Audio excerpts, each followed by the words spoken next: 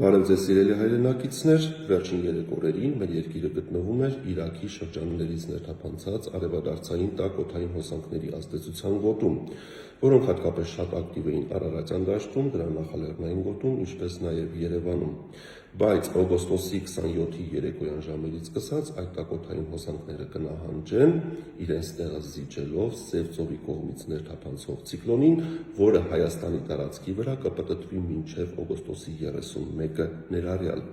Այսպիսով, Հայ հիդրոմետրի կանխատեսումների համաձայն, օգոստոսի 27-ին երեկոյան ժամերին, օգոստոսի 28-ից 31-ին, հատկապես գիշերը և հետկեսօրյա ժամերին, շրջանների մեծ մասում կդիտվեն ամպրոպային բնույթի կարճատև անձրևներ,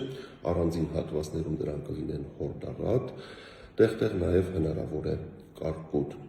Այս ցիկլոնը իր հետ կբերի նաև սառը օդային հոսանքներ, որոնց ներթափանցման արդյունքում օդի ջերմաստիճանը օգոստոսի 27-ից 30 ընկած ժամանակահատվածում օգոստոսի 26-ի համեմատ հանրապետության ողջ տարածքում ցերեկային ժամերին կնվազի 7-ից 9 աստիճանով և արդեն օգոստոսի 29-ին 30-ին հանրապետության ամենաշոգ գոտիներում, դրանք են Արարատյան դաշտը, Երևանը, Սյունիքի ցածրադիր հատվածները, Հովտային գոտին, ցերեկային ժամերին չի գերազանցի 30-ից 32 աստիճանը։